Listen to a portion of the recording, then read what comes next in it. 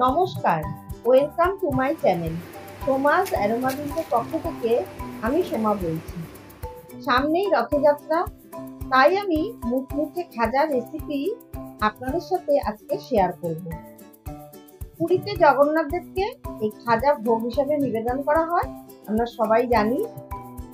আমার রেসিপিটা ফলো করলে আপনারাও খুব সহজেই মুচমুচে রসালো খাজা বাড়িতে বানিয়ে নিতে পারবেন। তাহলে আসুন দেখে নেওয়া যাক আমার আজকে এই মুচমুচে রসালো খাজার রেসিপি। খাজা বানানোর জন্য প্রথমে আমি ময়দাটা মেখে নেব। তার জন্য একটা বোলে আমি 1 কাপ পরিমাণে ময়দা নিয়ে নিলাম। ময়দার মধ্যে দিয়ে দিলাম সামান্য একটু লবণ আর 3 টেবিল চামচ ঘি। আমি ঘি দিয়ে বানিয়েছি, কারণ ঘি দিয়ে বানালে স্বাদ খুব ভালো হয়। তবে আপনারা চাইলে সাদা তেল দিয়েও বানাতে পারেন। ঘি ময়দার সাথে ভালো করে মাখিয়ে নেব। ময়াম যত ভালো হবে খাজাগুলো তত মুচমুচে হবে আর খেতেও ভালো হবে। দেখুন ময়াম আমার ভালো মতন দেওয়া হয়েছে। এবারে অল্প অল্প জল দিয়ে আমি ময়দাটা ভালো করে মেখে নেব। রুম টেম্পারেচারে রাখা জল দিয়ে আমি ময়দাটা মেখে নেব।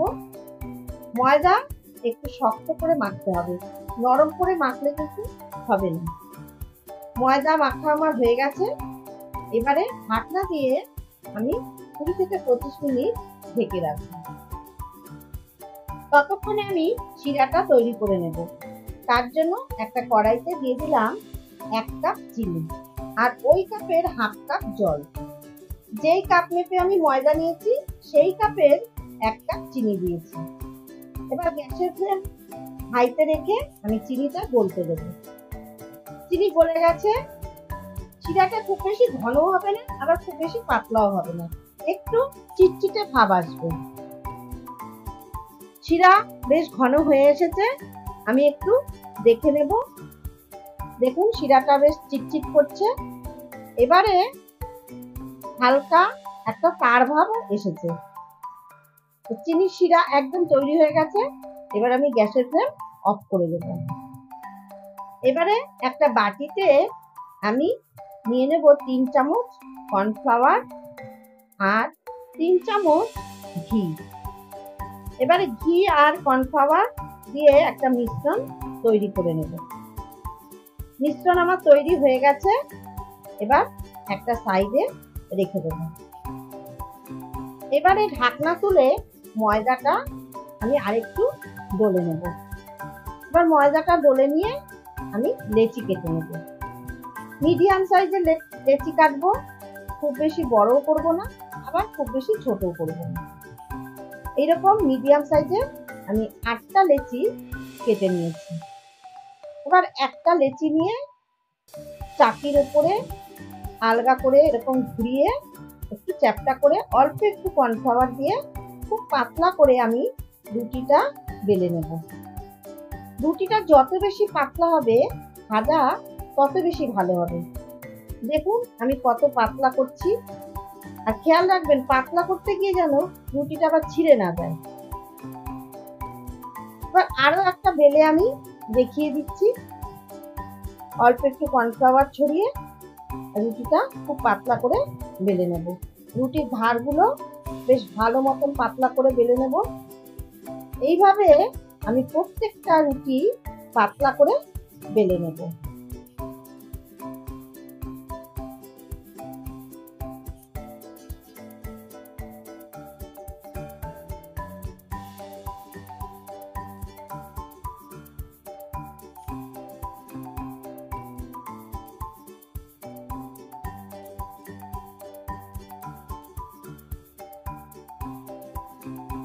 আমি যে লাস্ট রুটিটা বেলেছি সেই রুটিটার উপরে কর্নফ্লাওয়ার আর ঘিয়ের মিশ্রণটা এইভাবে চামচ দিয়ে ভালো করে মাখিয়ে নেব।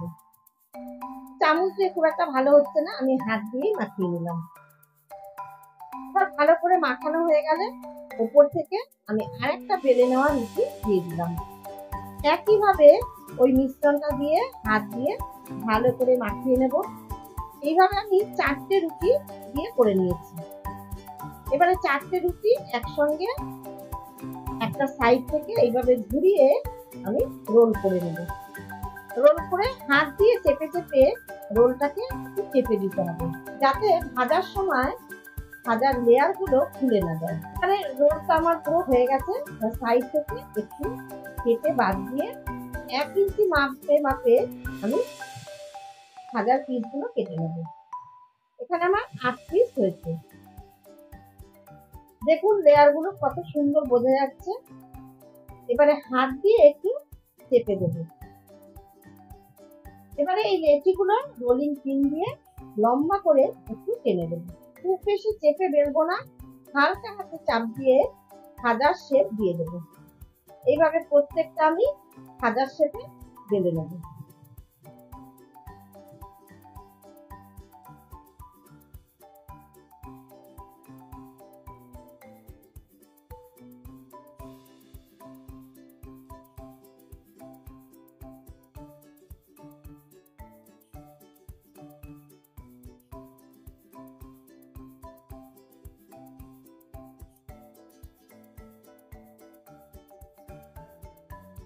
এবারে একটা কড়াইতে পরিমাণ মতো সাদা তেল আমি হাই ফ্লেমে ভালো করে গরম করে রেখেছি। গ্যাসের ফ্লেম একদম লোতে রেখে আমি বেলে রাখা খাজা তেলের মধ্যে দিয়ে দেব। একসাথে অনেকগুলো ভাজবো না, হালকা লাল করে একদম লো ফ্লেমে আমি উল্টে পাল্টে ভাজা ভেজে নেব।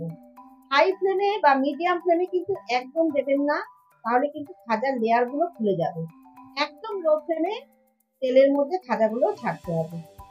হালকা লাল করে আমি ভেজে নেব। এবার ভাজা হয়ে গেলে তেল থেকে আমি খাজাগুলো তুলে নেব।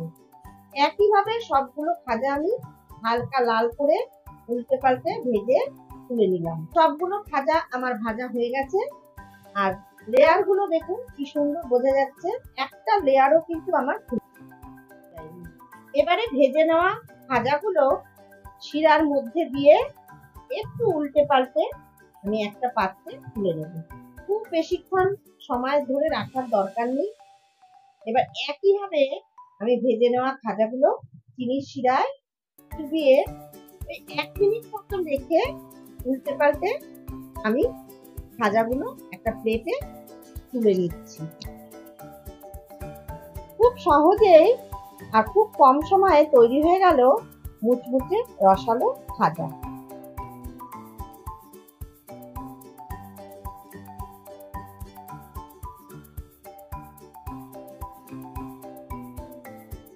খুব কম সময়ে তৈরি রসালো মুচমুচে খাজা রেসিপি আপনাদের কেমন লাগলো অবশ্যই আমাকে জানাবেন।